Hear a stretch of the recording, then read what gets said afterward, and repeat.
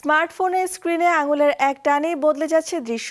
কোনোটি ছদ্মবেশী কোটিপতির গল্প, কোনোটি প্রতিশোধের নেশায় মত্ত অতৃপ্ত আত্মার কাহিনী, আবার কোনোটি বা অতিমানবিক ক্ষমতার রোমাঞ্চ। তবে এই নাটকগুলো ঘন্টার পর ঘন্টা লম্বা নয়, বরং প্রতিটি পর্বের দৈর্ঘ্য মাত্র 2 মিনিটেরও কম। ভারতের বর্তমানে ঝড়ের গতিতে জনপ্রিয় হয়ে উঠছে এই মাইক্রোড্রামা বা ক্ষুদ্রকার নাটক, যা বিনোদনের প্রথাগত সংজ্ঞাকেই বদলে দিচ্ছে। ভারী খাবারের বদলে মানুষ যেমন এখন স্ন্যাক্স বা হালকা খাবারে অভ্যস্ত হয়ে উঠছে, ঠিক তেমনই বিনোদন জগতেও এসেছে অনেকটাই পরিবর্তন। ভারতের মাইক্রোড্রামা বা ক্ষুদ্র নাটকের বাজার বর্তমানে প্রায় $300 মিলিয়ন।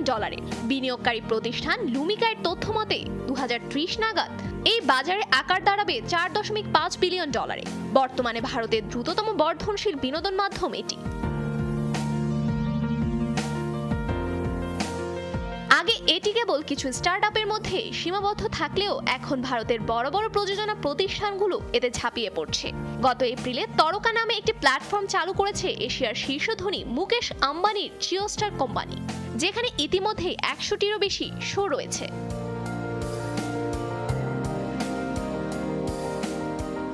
এই খাতে বিনিয়োগের পরিকল্পনা করছে বলিউডের নামজাদা প্রতিষ্ঠান যশ রাজ ফিল্মস এবং শাহরুখ খানের রেড চিলিস এন্টারটেইনমেন্টও। এছাড়াও ছোট স্টার্টআপগুলোর সঙ্গে জোট বাঁধছে টিভি নেটওয়ার্ক জি এন্টারটেইনমেন্ট এবং বালাজি টেলিফিল্মসের মতো পুরনো প্রতিষ্ঠানগুলো। এই মাইক্রোড্রামার ধারণাটি মূলত চীন থেকে আসা, যেখানে একে বলা হয় ডুয়ানজু। চীনে 2024 সালে ক্ষুদ্র নাটকগুলোর আয় বড় পর্দার সিনেমা হলের আয়কেও ছাড়িয়ে গেছে। সিঙ্গাপুর ভিত্তিক ড্রামা বক্স বা রিল শর্টের মতো অ্যাপগুলোর সাফল্য দেখে ভারতে কুকু এবং রিলিজের মতো প্ল্যাটফর্মগুলো নেতৃত্ব দিচ্ছে এই নতুন জোয়ারের। ক্ষুদ্র দৈর্ঘ্যের এই নাটকগুলোর জনপ্রিয়তার পেছনে 4টি কারণ চিহ্নিত করেছেন বিনোদন জগতের বোদ্ধারা। এর মধ্যে সময় সাশ্রয়ী নাটকীয়তা, স্ন্যাকেবল কন্টেন্ট, মোবাইল ফার্স্ট অন্যতম। একটি সাধারণ মাইক্রো ড্রামা সিরিজে থাকে প্রায় 50 থেকে 80টি পর্ব। পুরো সিরিজটি নির্মাণ করতে খরচ হয় মাত্র 10 থেকে 25 লাখ রুপি। এই নাটকগুলোর সবচেয়ে বড় চ্যালেঞ্জ হলো দর্শককে ধরে রাখা।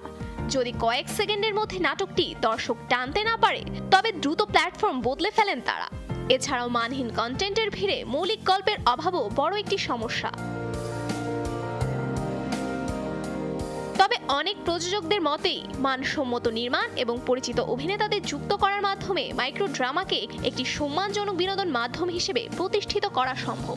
সিনেমা হল বা টেলিভিশনের পর স্মার্টফোনের এই মাইক্রো ড্রামা বিপ্লব বিনোদন জগতের চতুর্থ বড় বিবর্তন হিসেবে চিহ্নিত হতে যাচ্ছে।